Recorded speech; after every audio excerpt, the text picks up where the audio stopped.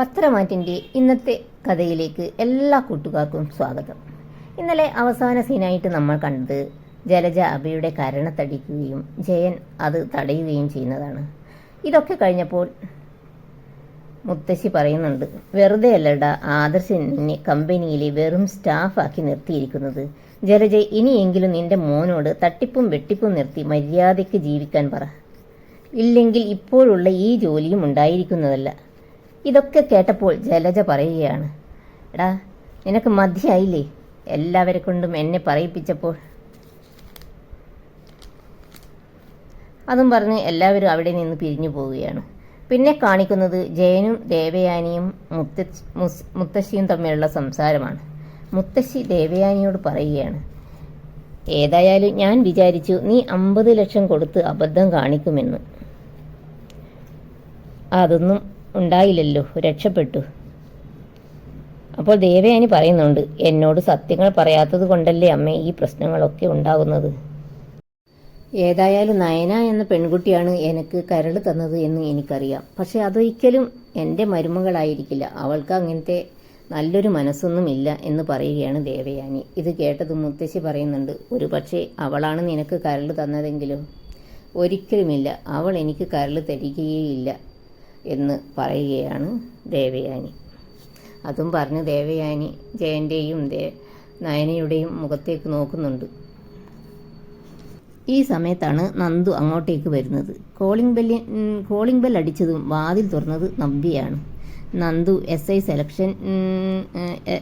Selection കിട്ടിയ കാര്യം പറഞ്ഞതും നവ്യ പോയി കെട്ടിപ്പിടിക്കുകയാണ് നന്ദുവിനെ. നന്ദു വന്നത് കണ്ട് ജാനകിക്ക് വല്ലാത്ത ദേഷ്യം വരികയാണ്. പക്ഷേ നവ്യ വളരെയധികം സന്തോഷത്തിലാണ്. മോളുടെ ഈ ആഗ്രഹമെങ്കിലും സാധിച്ചെടുത്തല്ലോ എന്നൊക്കെ പറഞ്ഞിട്ട് നവ്യ വളരെയധികം സന്തോഷിക്കുകയാണ്. അതുപോലെ മുത്തശ്ശിയോടും എല്ലാവരോടും പറയുകയാണ്. എല്ലാവർക്കും ഭയങ്കര സന്തോഷമാവുകയാണ്. ഈ സമയത്താണ് അങ്ങോട്ടേക്ക് അനിയും അനാമികയും കാറിൽ വന്നിറങ്ങുന്നത്.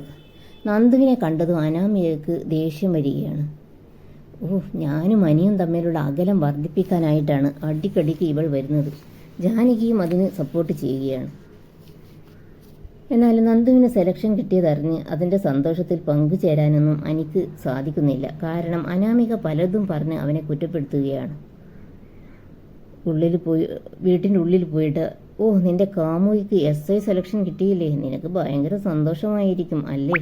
അപ്പോൾ അനി പറയുകയാണ്, അതെ, എനിക്ക് ഭയങ്കര സന്തോഷം തന്നെയാണ്.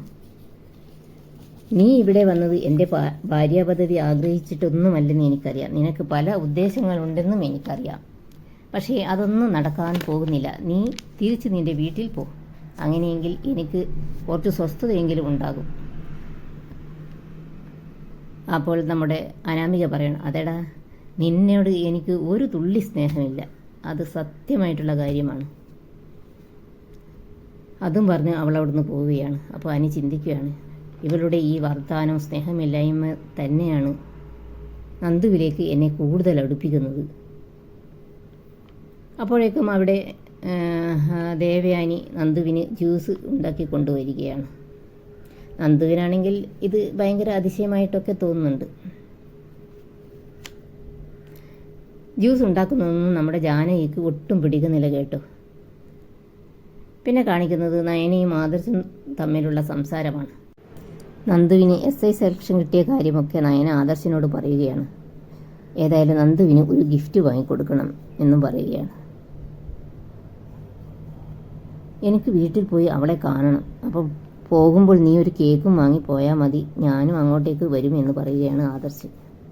പിന്നെ നയനയും നവ്യയും നന്ദുവിനെ കാണാൻ ഒന്നിച്ച് വീട്ടിലേക്ക് വരുന്നതാണ് കാണിക്കുന്നത്. ഇത് കണ്ട് നന്ദു പറയുന്നുണ്ട്, എൻ്റെ 2 ചേച്ചിമാരും ഒന്നിച്ച് വന്നിരിക്കുന്നല്ലോ. നന്ദുവിന് വളരെയധികം സന്തോഷമാവുകയാണ്.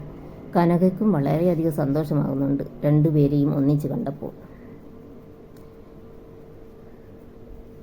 നയന പറയുകയാണ്, കുറച്ച് കഴിഞ്ഞാൽ ചിലപ്പോൾ ആദർശേട്ടനും വരുമെന്ന്.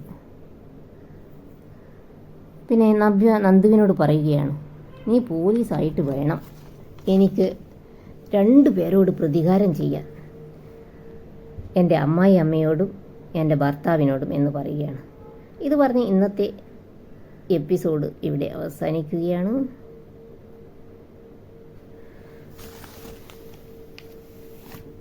വീഡിയോ ഇഷ്ടപ്പെടുമെന്ന് വിശ്വസിക്കുന്നു. Thanks for watching. Please subscribe.